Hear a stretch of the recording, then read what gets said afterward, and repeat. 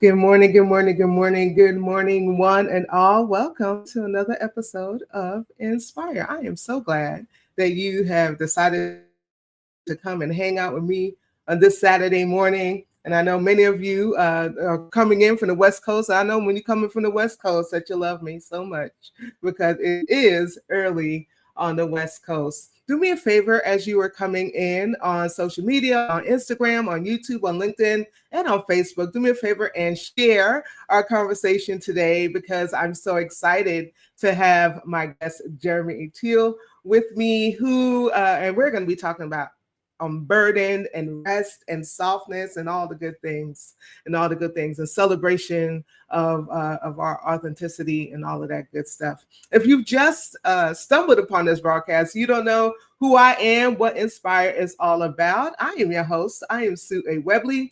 I'm an author, producer, an award-winning minister, and an entrepreneur, and I believe in the power of words, wisdom, and witness. And that's exactly what Inspire is all about. So each Saturday morning at 10 a.m., we host space for honest, soulful, and often transformative conversations with guests from all walks of life. So if you've been with me any amount of time, you know we have everybody, okay? We have entrepreneurs and authors, artists, thought leaders, organizers, and sometimes just everyday people who are living boldly and authentically. We explore the topics that matter, y'all, from mental health and identity to faith, business, justice, creativity, and healing. Whether we're spotlighting community leaders or celebrating personal triumphs, Inspire is rooted in the power of story and the belief that when we speak our truth, we light the way for others. Again, we are live on Facebook, on LinkedIn, on Instagram. Hey, Instagram crew. And on YouTube. But I do want to, before we get into a conversation with Jeremy, do want to invite you to connect, follow, like, and subscribe. So if you've been following me on Carol Solutions LLC, thank you. I am building up the Inspire with Sue W platform. So if you are, for the amount of time that we are here on these platforms, on Facebook and Instagram, I want you to follow me. Do me a favor and follow me. If you want to follow me directly, I am Sue A. Webley everywhere. Just type in Sue A. Webley, you will find me. But you could also head over to our website at www.getinspired.live. There you can find out all about the show. You can watch all of our previous episodes, and you can subscribe to our newsletter. You can subscribe to our newsletter so you don't miss anything that is happening, anything that is coming up with Inspire. So we're going to get into our conversation. Again, I'm just so excited. Let me put his beautiful picture up. We're getting ready to have some convo. So, this week we're gathering around a truth that we don't hear often enough, right? That rest is resistance. And I know for me, rest is something that I struggle with, right? And so we live in a world that kind of demands the hustle, kind of demands the grind, right? It glorifies exhaustion and often punishes us for just taking a break. And especially for Black people. And so for so many of us who live at the intersections, rest is even harder to claim. And so we've all heard that saying, right? That Black people have to work twice as hard to get half as far. And it's not just a saying, right? If you've never heard that before, it's not just a saying. It is for us a lived reality and born out of generations of systemic racism and bias. And sometimes even just showing up as your authentic self can be exhausting, right?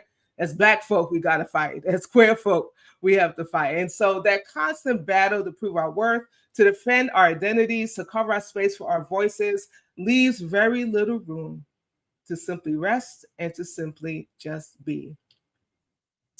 And I feel this in my own life as a full-time entrepreneur, as a full-time student, and ordained clergy. I know what it is to feel stretched thin, to carry the weight of expectations, and to push myself past rest because the world demands it, which is why conversations like today matter so much. My guest has turned rest into both art and activism. Jeremy Teel is a multidisciplinary artist and storyteller whose work insists that Black men deserve softness, stillness, and visibility beyond labor.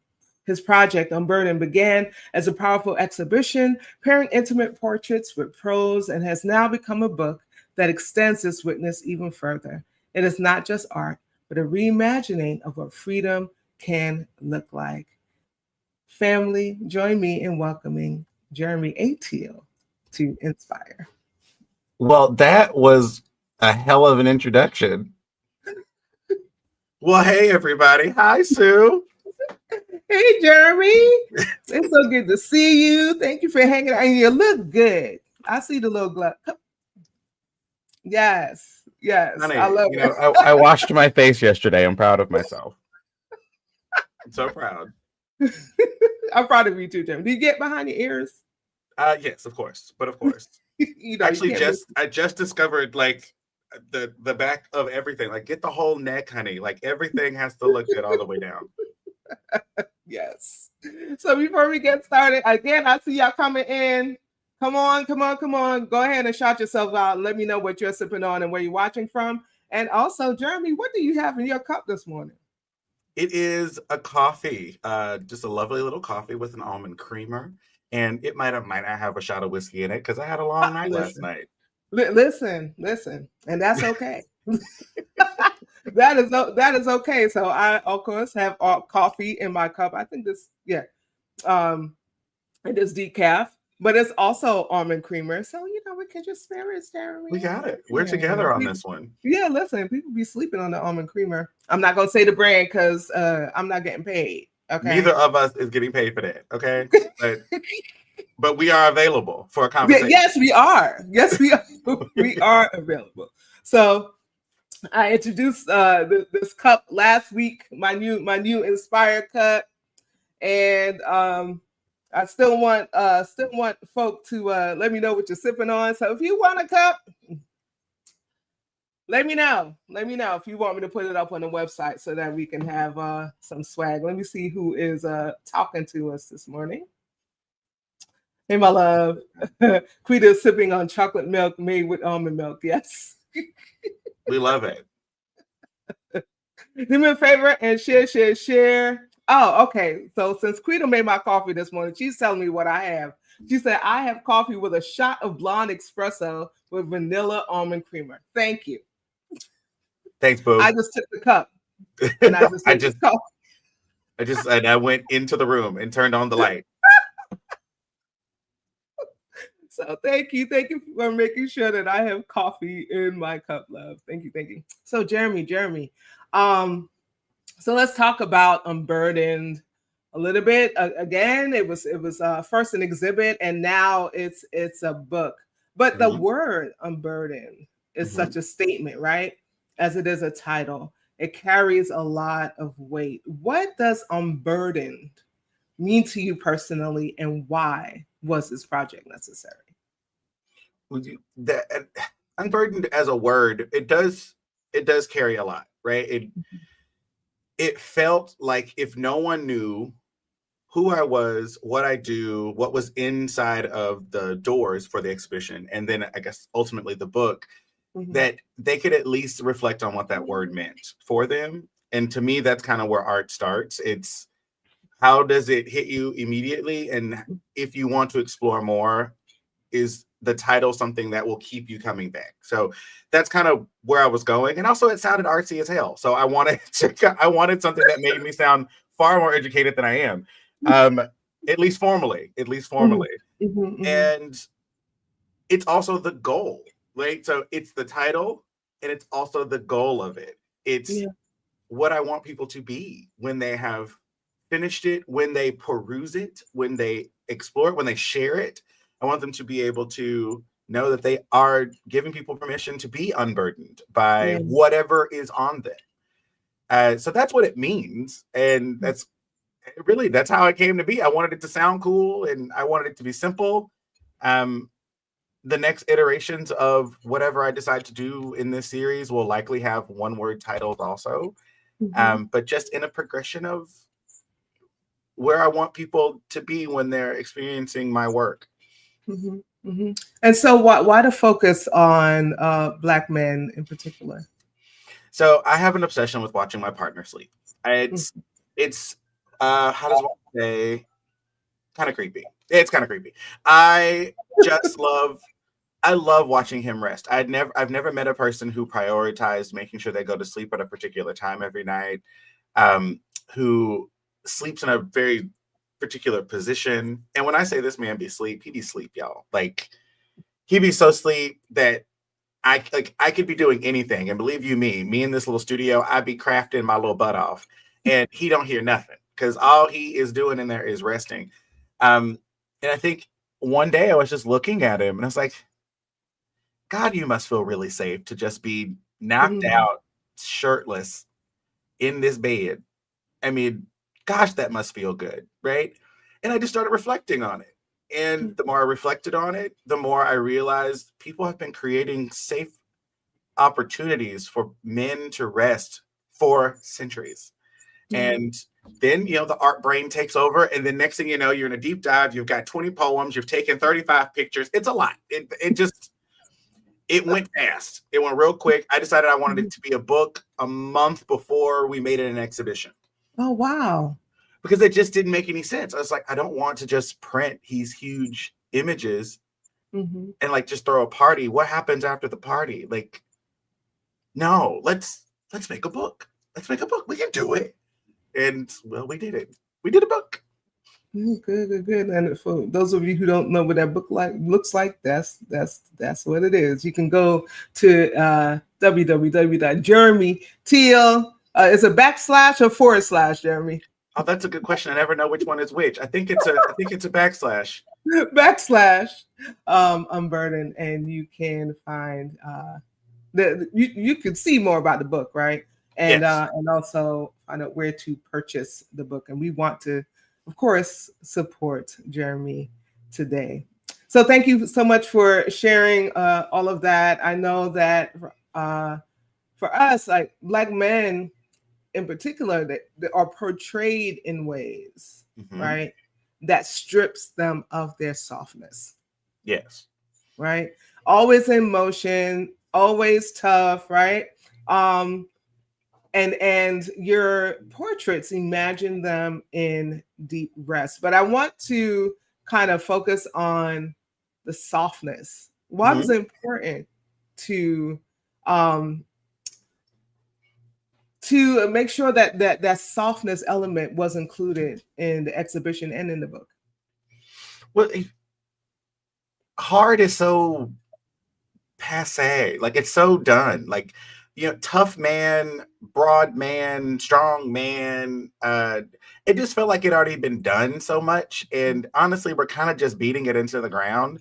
And if anything, we're elevating the narrative that in order to be male, in order to be masculine, in order to be tough, you have to also be exhausted and unhappy and weary and worried, anxious. And I was like, none of that has to do with my life. Like I'm about as boy as they come, but also I relish and revel in my softness. I was raised by wonderful Black women who taught me, that the simple act of putting on lotion after a shower is a moment to get yourself together before you go out into the world. And is that softness? I don't know. To me, it's just taking care of yourself. And taking care of yourself, if that's softness, then damn it, I'm soft. Fuck it. Like, why not? So that's why it was important. I wanted to highlight something that didn't feel like was getting enough attention, and give that undeniable permission. Yeah. And that's where the pictures come in. So it wasn't going to be pictures and poetry. I didn't know I was writing poetry, first of all. Let's be very, very real. I had no idea I was writing poetry. I am not a writer. Okay. I am a photographer. When I say multidisciplinary, it stopped at writing. But turns out these like journal entries and conversations I was having in my head, these are prose and poets and poems. There are actually a few dialogues, like just flat out dialogues in the book, because I couldn't figure out a way to like make it into a paragraph. And I was like, well, it's just a conversation. It's just a really quick conversation. Try get back to the point, Jeremy. It was important for me to make sure that softness was undeniably seen. And so you have no excuse to say, well, I don't even know what that looks like. Turn to page 7. You'll see here, Negro at rest. That's what you could look like. You could do that. You can sit down, you can close your eyes, you can take a moment. And I think it's been helping, which is great. I've gotten a lot of feedback from men and people who create space for men to rest. And it's generally the same through line of, I ain't never seen that like this before, and I feel seen in a way that I didn't even know I could be seen. Like that's what I'm talking about. That's why we did it. Yeah. Thank you. Thank you. Of course. So I asked you to kind of find a portion or find a part of the book or some poetry, prose that really spoke to you. Would you mind reading some of that for us now? Sure. Okay. Well, y'all, this is the book. I don't know if you can kind of see Let it. me put you on a there you okay. It's very bright because I have good lighting. But this is good. This is a little book. It's not very big. It's only 52 pages. There are 17 poems and I believe 15 or so images, and they're all just images of people resting, doing their thing. I started off explaining why, so kind of what I told you all here, me being obsessed with watching my husband sleep and going into a deep dive of what that could mean. But on page 33, there is a piece called "Now I Booked the Massage First," and I'll read it and then I'll tell you what it means to me, and maybe in the comments or something, y'all can tell me what you feel. Okay, so it says, "Now I booked the massage first. I used to think hair was soft, too soft, like something you earned after bleeding, not something you did before the cut. I didn't understand why they took so long in the bathroom, why the towel stayed draped while oil met every limb like ceremony. I didn't know what that smell was. It wasn't cologne. It wasn't soap. It was something warmer, like the way a leather seat smells after sitting in the sun. Whatever it is, it clung to their skin and made me want to get closer, just to breathe it in again. I asked once, they laughed. They held up a dark bottle like it was sacred, and they said, This is for when I want to feel like I belong to myself." And that sat with me. Now, I warm oil between my palms. I rub it into my shoulders slow. Learn the tempo of my own body, like I'm hearing it speak for the first time. I don't rush it anymore. It's not lotion, it's armor. It's not vanity, it's memory. I used to wait till I ate I used to wait till I ate before I even stretched. Used to push through sleep like I was proving something. But what was I proving? That I could burn out quietly, that I could live unclaimed even by me. Now I book massage first. Buy oil that smells like protection and asphalt after rain. Sit still in the tub until the heat says enough. I wash my face with both hands, like I'm making peace. I cancel the meeting, turn off the phone, light the candle, Let the world spin without me for once. This is new, but it's mine. I booked massage first because I finally saw what care looked like, and I decided I wanted some too. That's it. I love it. I booked massage first. I Yeah, love take care it. of I love it. yourself. Take care of Yeah. yourself, you know. Yeah. And I'd say that that piece could go in so many directions, like finding rest as stillness first for the Mm-hmm. first time, being curious about rest and kind of being embarrassed to admit that you don't really know what it means to take care of yourself or pamper yourself, Yeah. or finding out that it is deeper than that for not just you but other people in your life. So rest is something that in my mind is cultural. You learn how to rest from people that love you and you love back. Yeah. So yeah, that's that piece, and there are several more. Listen, get a copy of this book. Get a copy of this book. If you just joined us, we are in conversation with Jeremy Teel, and he is the curator and author of Unburdened, a visual and written reflection on Black rest. So, thank you all for joining us. I see you still coming in. Still share. That's my Because uncle. Hey, Uncle Max. hello, Uncle Max. My dear sis, Reverend Dr. Nikia Robert is on hanging out with us this morning as well. Thank you so much, sis, for hanging out with us this morning.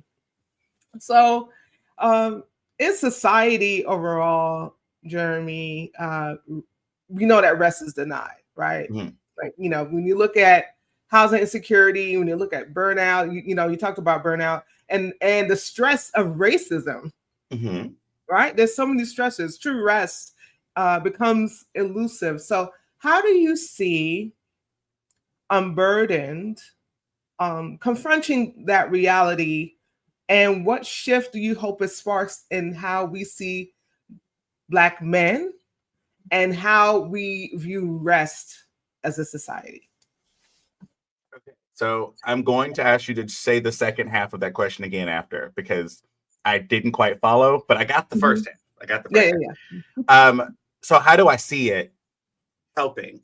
I think it's a tool, right? Just like any other kind of great manifesto that we will use now. We'll pull up authors, we'll pull up great art, we'll pull up all kinds of things to get an idea of this is what I mean. And it's like, what I mean is this, or this is my theory, but turns out this person wrote a whole book about it or made a movie or something. That's what I hope it becomes. I hope it becomes a part of the larger toolkit when people start to really discuss what does rest, what does stillness, what does patience look like? How is it useful? How can we do it? What is it for? Like, to what end are we resting? Like, are we just resting because we're lazy? Are we resting because we're tired? Are we resting because it feels good? Like, what? That's what I hope it is. I hope it's a part of a larger toolkit. And it's easy. It really is. That's the crazy part. It's like like grandmothers generally tell common sense is not common, and it's true. Like most of the things that are the easiest things for you to do, for some reason people just hop right over it. They just right over it. It's like it was right there. One of my new favorite accounts on Instagram, which I'm sure it's supposed to be on TikTok, but I am a millennial, so I watch it on Instagram. Often it asks, "Why did you fall?" Right, and I love that question because it's so true. Why did you fall? You got the 2 feet underneath you. You were doing just fine, but for some reason you just tripped. What is going on? And that's what I'm asking people. How did you just miss the fact that you need to sit down? I don't get that. Your body was saying it the whole time. The whole time, your brain was saying, I can't do this. I don't want to do this. I want to go sit down. I need a moment. Well, go take a moment. And if you need to, get yourself, read a passage. Look at a book. Look at a picture. Do what you got to do, boo. So yeah, that's the first half. Now, what was the second half? So the second half, while you were talking that, I want to change it just a little bit. So Okay. I did ask about how it impacts us, society as a whole, what shift you hope it makes, and how society or thus as a whole see ourselves. But I think I want to shift it. I want to go back to Black men. Mhm. So how do you hope um, it it makes us see Black men and how Black men see themselves? Like Okay. what yeah, so that's the question. How do you hope um yeah. how do we make the visual? Okay. I hope it continue. I just hope it gives Black men more permission, and I really hope it gives them power in a way that is really useful. Right? Like finding this brute strength, it's useful sometimes, but very rarely do we need to be, like shoulders back, ready to fight. Like it's very rare. We live in a very, the word isn't soft, but we live in a pretty chill era. So you don't need to be physically strong right now. Like you need to be mentally strong right now. You've got to be prepared to go into your go into the back of your mind and remind yourself you're going to be okay and figure out how to do that. So I know that this book is doing that because I've seen it in real time how it works for people. They'll read a passage and almost instantly it's like I never thought about it that way. It's like, well, now you can. So that's I hope it gives people I hope it gives Black men permission. But I also want to say there's something about not something about Black men. Get it together, Jeremy. So my brain is moving very fast. It's okay. I know the feeling. For those of you who love us and claim to care for us, get the book, get the perspective, learn these techniques for them, because not very often we're having to be taught these things Mm-hmm. because they weren't given to us in adolescence, in childhood. We were often told all of this was not accessible to us. So we didn't figure it out. Most of us don't figure it out until we're in our 40s and 50s. And by then, it's not to say it's too late. It's just, my goodness, what have we missed? Like, what could have been had we known simple things like just like taking a breath, or take a walk, uh, instead of having to hit everything face on, which is essentially what I know. That's what I was taught. I was told that, when a problem arises, you push through it like a brick wall. And that's not always the case. Sometimes that wall is there for a reason. And it sometimes that wall needs you to tell it that it's not actually a wall. And you can put a door there. We'll figure it out. Let's work together. But it takes you bringing yourself kind of down to a level of quiet to see something. So that's what I hope it does. I hope, again, to that toolkit piece, I hope it becomes a toolkit for the individual. And I hope it's in the toolkit of people who are creating Black men, who are pushing us forward and helping us out, because we need y'all just as much as you need us. Yes. Thank you for that response. You walked right into my next question about us learning, or black men learning, right? Mm. Black people in period learning. That is not something that many of us grew up with, Mm-hmm. right? We can, many of us could look at our upbringing. Look at, my family's from Jamaica. So rest, what is that? If you You got if time you to rest, didn't you have got time to 10 move. jobs, if you weren't constantly going, constantly moving, then that meant something was wrong. Like you Mm-hmm. weren't applying yourself. And so it's really important that that even the generation before us begins to learn about and lean into rest. It is okay. Rest doesn't mean that you are lazy, Mm-mm. right? Rest is how you restore your body, right? How you kind of spark imagination. Rest allows you that opportunity to revive not only your body but your mind, right, and your spirit. And so my prayer is that those who came before us, who are still living, that they lean into rest. It's okay to take a break. It's okay to pause. Right? Agreed. Yeah. So thank you so much. We talked about learning. It's like, yeah, we gotta. It is something that's learned. It's difficult because we were not taught that, and we, especially for those of us who are adults, right? We're kind of set in our ways somewhat. Yeah. And it's like, this is, I got to keep pushing, like you said, right? I have to keep pushing. I have to keep going. And so we have to uh, take on the mindset Agreed. that rest doesn't mean It doesn't doesn't mean mean what it doesn't mean what systemic racism told you it meant. It doesn't yeah. mean what overbearing religion and spiritual practice told you it was. Mm-hmm.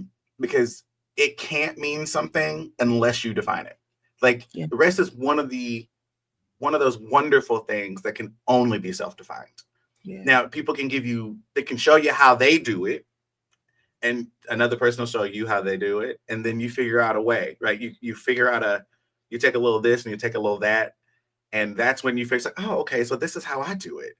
Mm-hmm. I have several friends who love to work out, and when I say work out, like they'll go for 4 and 5 mile runs every day because that's what brings them peace. That's what quiets their mind. That's what does it. And other people would think, well, that's not sleeping, that's not resting. Nope, counts. It's the same. It counts. Whatever quiets your brain well enough, or it slows you down to where you can hear yourself, that's rest. You did it.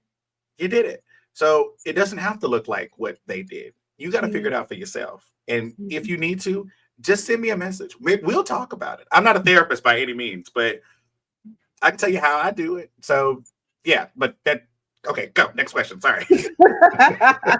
Well, we want to hear how you do it in a little bit. We're going to take a break for you to take a sip of your coffee, Okay. take care of some housekeeping, and then we'll be back with more conversation with the amazing Jeremy Teel.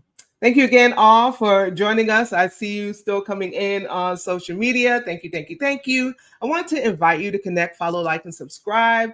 Again, if you've been following me on Cara Solutions LLC, thank you so much. I am building up the Inspire with Sue platform, so please do me a favor and follow us on Facebook and on Instagram. You can also head over to our website at www.getinspired.live. There you can watch all of our previous episodes. You can find out more about the show, and you can subscribe to our newsletter. And I invite you to do so because we don't want you to miss anything that's happening with Inspire. Are you or someone you know on a mission to create change while inspiring others to do the same? Well, we want to hear from you. I want you to hang out with me on a Saturday morning. I want us to, hang out with each other in this virtual space. You can join me in conversation on a future episode. Again, you can head over to our website at www.getinspired.live. You can go to the Be Our Guest tab and book your appearance. So if you are interested, if you are someone, if you're on a mission to encourage and empower, or you know somebody, invite them to go ahead to the website, click Be Our Guest, fill out that information, that intake form, and a member of our team will get back to you. Speaking of Cara Solutions, helping you navigate the digital space with confidence. This is my baby, y'all. Cara Solutions is a full-service digital agency specializing in helping our clients achieve their goals through consultation and training, content and social media management, graphic and web design, and live stream production. And so if you are interested in any of those things or you want to learn more, you can schedule a consultation today by visiting our website at www.cara-solutions.com or email us at info@cara-solutions.com. Now, I'm going to do this every Saturday until our sibling gets a kidney, okay? Yanni needs a kidney donor. Our sibling community needs a kidney donor. She's been trying to get a new kidney. I think it's almost 2 years now. And I believe that working together in community, we can help her, we can assist her. So she is in search of potential donors who are fairly healthy, have the blood types A or O, the courage to commit the surgery and save her life. And she would love to share the safety measures with you. Alternatively, if you know of a resource, if you know of an organization, if you know someplace, someone that she can talk to, someplace that she can go to get her the help that she needs, please send it to us. Please send it to us so that we can make sure that she receives that information.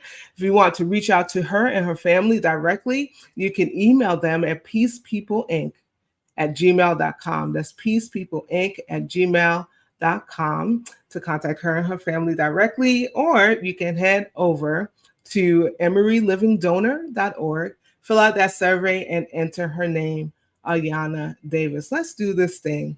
Let's do this thing in community. I believe that working together, we can help Yanni get her kidney. All right, we are getting ready to go back with some more conversation with Jeremy Teel.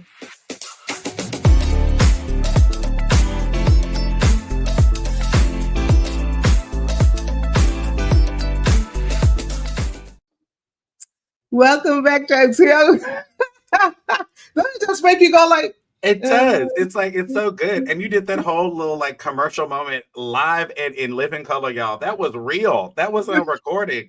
That was so good.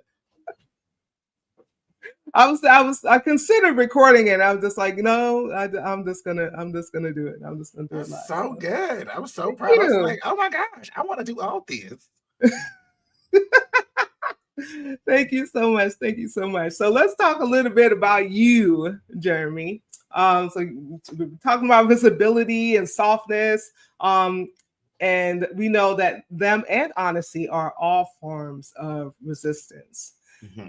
Can you share a moment when your work shifted something in you?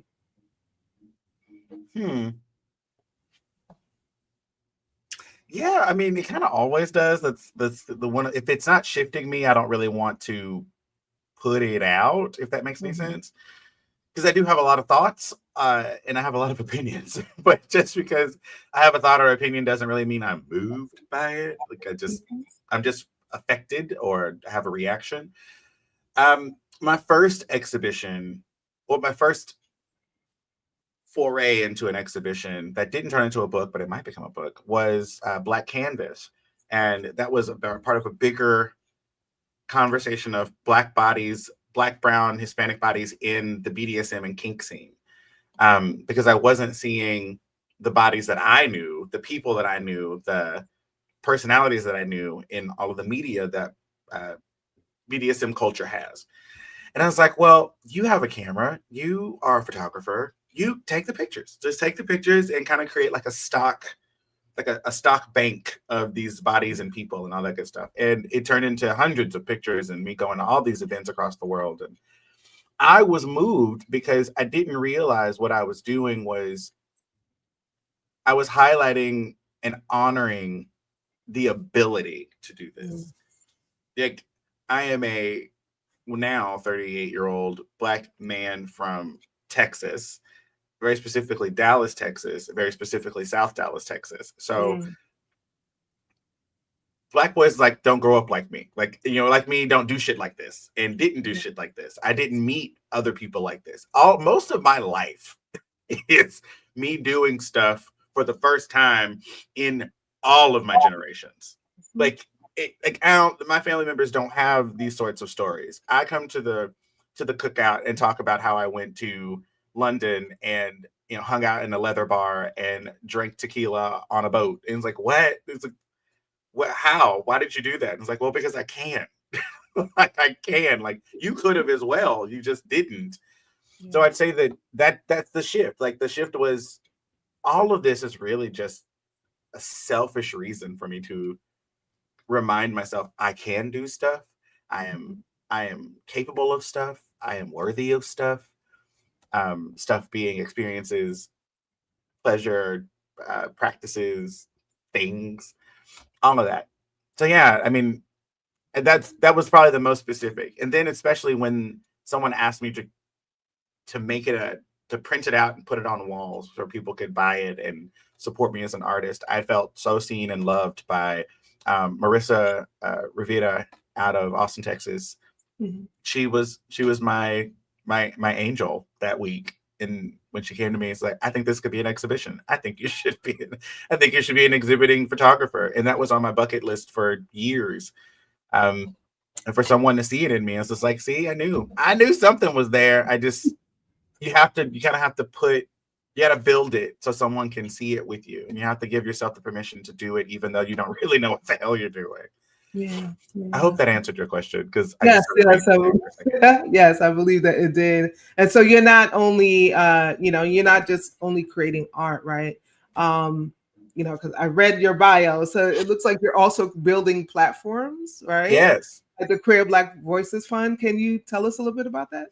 Yeah. So one of my favorite things to do in the entire world is start some shit. I love it. I absolutely love starting stuff. I would have been a serial entrepreneur if I had a lot of money. But what I figured out was, since I love starting things, I could just help other people start things, because people lack the permission to press go. And well, it's not my thing, so I'll press go. I'm okay with that. So if you give me an idea and you tell me that this is what you want to do, this is how you want to do it, this is how much money you got to do it with, I'm going to be your advocate. Specifically with Queer Black Voices Fund, it's in line with like Beyond Brother, which is a nonprofit out of Austin that I started, and the Woodard Circle, which is a wonderful circle for men living with HIV, Black men living with HIV. Like, I'm just constantly helping push things, start things, get people into rooms, because it's my love language. Like, it really, really, really, really is. I love to be support for people, and then once I've gotten it started, I'm out. I don't have to be here no more. Do your thing. If you need some, I guess they would call it tech support, call me.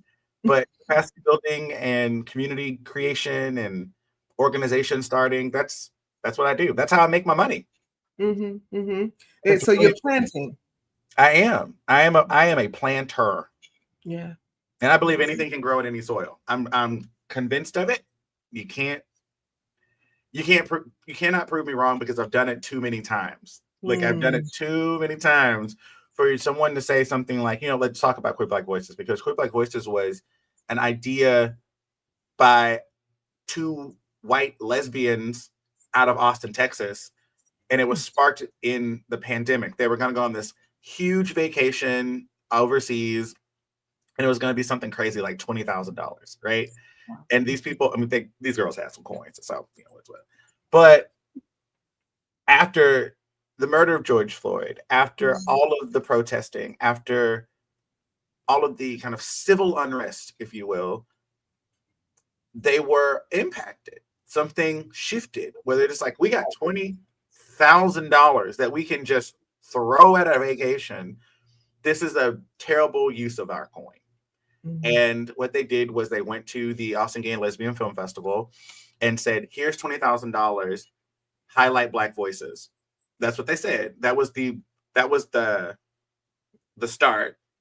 I got a phone call like 2 weeks later that said, hey, Jeremy, we just got a lot of money, but it's earmarked specifically for Black queer film. Do you know anybody? Like, do I know anybody? Yes. So it's stuff like that keeps me moving, and also keeps my art flowing, because I'm often having these conversations with people who you see every day, but you don't realize they're experiencing things, or you don't realize that they have a perspective or don't have a perspective and are listening, because they were all white. Yeah, all those white folks at that film festival could have easily pretended to be Black, like behind the scenes, right? They could have easily done that, but they didn't, because they had listened and they had taken the time to really sit with their privilege. Yeah. And they reached out to a person they trust, me, because I trust them, right? And we've learned together in so many ways. And they let me be the helm of that. And I think now we've screened something crazy, like 200 plus films by Black queer artists. We've given away thousands of dollars in grant money. seed money. We've of course flown them to the festival, and these are sometimes these people's first time seeing their film on a movie screen, which is an experience within itself. Like if you've never seen your own work in the proper medium, you're not living. You're not living. So like the idea of having a book is so surreal to me because I'm not even a reader, but you tell me that I'm going to write a book. Well, seeing it digitally just doesn't count, but being able to physically hold it. Yes. It's so cool. My face is right there. It's right there. I got a barcode, y'all. I'm barcodable. Anywho, so I hope that answered the question, but it's what I do. It's what I do. It's what I love to do. If you need me, call me, y'all. Call me. I will start anything with you. Oh, wonderful, wonderful. You also have tell us a little bit about that Say That conversations. Oh my gosh, Say That the conversations is another group of people had a pot of money that they needed to had to spend. And in this case, it had a time limit on it. I had to create a series of events in the span of 2 months. And I had to spend down about $50,000, like something crazy. And again, another set of people who I've worked with over the years. Oh, this is Ashwell Clinic, by the way. They're really, really great. Ashwell Clinic out of Austin, Texas. If you need any STI testing, sexual health care, gender affirming care, they're really great alternative medicine as well. So acupuncture, massage therapy, they're just really, really great. So holler at them, ashwellatx.com, I believe that's that thing. Yeah, I wanted to expand on this idea that I had about a podcast that was done live, but was also a party. Because there's nothing more boring to me than going to a panel with people I don't know, and they're just up there talking about topics that I've heard at a conference already. I've already heard that podcast 15 times somewhere else. So I'm mostly just there to support my friend, right? Who is likely the person producing the event or the person moderating the conversation. Like I'm just there because they're there and I want to be supportive. So it's like, how can I kind of play with this? And so Say That is simply a big party that has a 45-minute discussion in the middle of it. It's about a 3-hour long event. And we talk about very, very, very serious things but in the way that you would at a kitchen table. So like our very first one was, are gay people racist on purpose? Like, is it me, or is colorism like not an excuse just because you're gay? Like, now you're racist. I'm sorry. Like, this is what it is. And we had to have that conversation because it wasn't just racism. It was fat phobia. It was transphobia. It's like, why are men so misogynistic? Yeah, gay men can be misogynistic. It is very much a thing. And these are conversations people weren't having. And it was a major success. We met the obligations of our grant. And they asked me to continue doing the series for the foreseeable future. So again, pressing go. I will press go for you. You don't have to say nothing to me. You just say, Jeremy, we got to do this, this, and this. This is how much money we got. Go. And if you ain't got no money, okay. I got lots of friends. Okay, I got lots of friends and a reputation. So I don't want it to fail either. But I don't want it to fail. So right. So that was Say That. Say That was really, really great. And it's still going. Our next one, I think, is December the 6th in Austin, Texas. I don't know where yet, though. Okay. Thank you so much for sharing. Hey, I see people go, hey, Toya, how are you? Thank you for joining us this morning.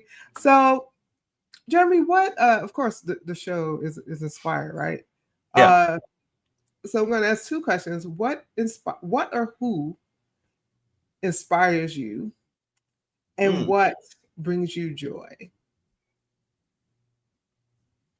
I mean, I'm going to sound like a sap and say, I have the best husband in the world. I don't care what y'all's husbands, girlfriends, wifeys are. My partner, mine, that one in there, that's the one. I'm saying, like, he's got it. He's beyond my inspiration, honestly. He's kind of my he's like my litmus test for so much stuff. Bless his heart, he has to hear me rant about everything. He's listening to this right now, and it's like, well, yeah, he's just in there doing another interview. So he inspires me, just to get up and go to work every day and be a patient, fabulous Black man in Texas right now is so hard, and I'm so proud of him. So watching him succeed and creating a safe place for him to continue to succeed is my constant inspiration. But I will also say that I'm inspired by my grandmother, who is probably my North Star, and has always been, even though she passed in 2019. It doesn't really matter to me. Like, in my mind, she's still here, and she's still with me in pretty much everything I do. And when I think about who I'm talking to, like, and when I'm thinking out loud, or I'm kind of just being myself, I'm thinking about her. So she is my ultimate inspiration. Um, and for joy, I find joy in so many things. I like a nap. I like to binge watch television. I'd say my number one thing, though, is to just sit with my creative thoughts and kind of purge. Just allow myself to want to do something, and then just start trying. Like I said, I press go. I'm a go girl. That's what I do. I do go. And if I get an idea, I just sit down and write it down, right? Like, in my mind, I can write novels, I can write books, I can write plays, I could exhibit at the Metropolitan Museum, I could exhibit at the local library. I can do everything. So that's what brings me joy, knowing I can do these things. Yeah. If you could place one truth in the heart of every Black boy or man who encounters your work, what would it be? Oh, okay, that's so good. I get one, right? Okay, hold on. Okay, if you have two, you can do two. I don't know if I can make it sound fancy or like condensed, but it'd be the sentiment that everyone doesn't, not everyone knows what you're going through. So you have to tell them. Tell them. Be honest. It's okay. Like, it's fine. You're going to be fine. No one's going to hurt you. And I will say, if someone does harm you or want to harm you because you are asking follow-up questions for the instruction, then that's not safe. And it's okay to say you don't feel safe. Like, that's okay. So maybe that was a twofer. I feel like that was kind of a twofer. Yeah. It's fine. It's fine. It was a twofer. Thank you. And finally, what legacy do you hope to leave behind? Yeah, just a bad bitch. Like, like, he was just fucking awesome. He was awesome. He did awesome shit. He did everything. This mofo he was writing books. He was taking pictures. He was partying. He was asleep. He was everywhere and kind of nowhere at the same time. And I'd say what I really want to leave, if I had to leave something behind, which I'm currently leaving as a trail of, like, catch up, like, let's do this, like, follow me, feel free to take pieces from what you need. What I really want is to have a body of work that can continue to be used forever. Like, I want one day for Unburdened, and I guess a little exclusive here, there is a part 2. It's called Full Measure. And it's exploring, well, now that he has figured out how to rest, what is he capable of? And the answer is everything. Like, he's literally capable of anything now that he has figured this out. So that's what I hope. Just, like, keep using my work forever and ever and ever. Keep using my testament. Oh my gosh, if someone read one of my poems, like, to their son one day, oh my gosh, that would be so cool. My little gay angel up there, all excited. It's like, yes, someone got the book in 2058. I'll still be alive. Okay, calm it down. Thank you for hanging out with me this morning. Are you kidding me? This has been so much fun. You got me into my, like, happy gay voice. So you know I'm having a good time. Where can the people 9:58 in find the morning. you? Yeah. Where can the people find you? Oh my gosh, it's really easy to find me. My name, Jeremy A. Teel, that's how you find me on all social media platforms. And my website is jeremyateel.com. You could Jeremy A. Teel at Gmail if you want as well, if you feel like sending an email or any kind of opportunities to speak or come.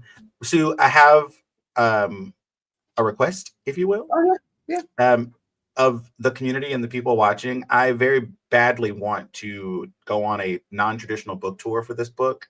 And I'm asking people for permission to read and hang out in their homes, in their parks, in their backyards, and invite community to explore rest with me. And the selling of the book is kind of the second part of it. The first part is really just being in community and having conversations around this. Yeah. And if we feel like the book can be a tool, it could be useful, that'd be great. So if anyone out there would be willing to have a conversation about it, thinks of an organization or a bookstore or a park they'd love to kind of hang out in and read and talk, it doesn't matter where in the world it is. I have a lot of airline miles. Okay, I can get there. I can get there. That would be really great. Yeah, Thank you for yeah. I listening. love that idea. I love that idea. Please, y'all, take Jeremy up on this ask. Go over to his website, www.jeremyateel.com. You can find out more about this fabulous man, all of the work that he's doing, and all of the things that are coming up. Please support, please support, please support. Thank you again, Jeremy, for joining me this morning. It was 11 on the dot, right? 11 on the dot. So for those of you who are still watching on social media, and who will catch this in the replay, who will hear this, I want you to hold on to the truth that that rest is not laziness, right? That to rest is to reclaim your body, your story, and your worth, to be soft, to be honest, to be still. These are all acts of resistance, y'all, in a world that constantly demands more. And so give yourself permission. Like Jeremy said, give yourself permission. Give yourself permission to rest. Put the phone down, step away, right? Step away from that computer, right? Even if only for a few moments, right? Choose softness this week where the world expects toughness. Choose honesty where silence is demanded, because when we rest, we create space for joy. When we rest, we create room for imagination. When we rest, we model for the next generation that their worth is not measured by what they produce, but by who they are.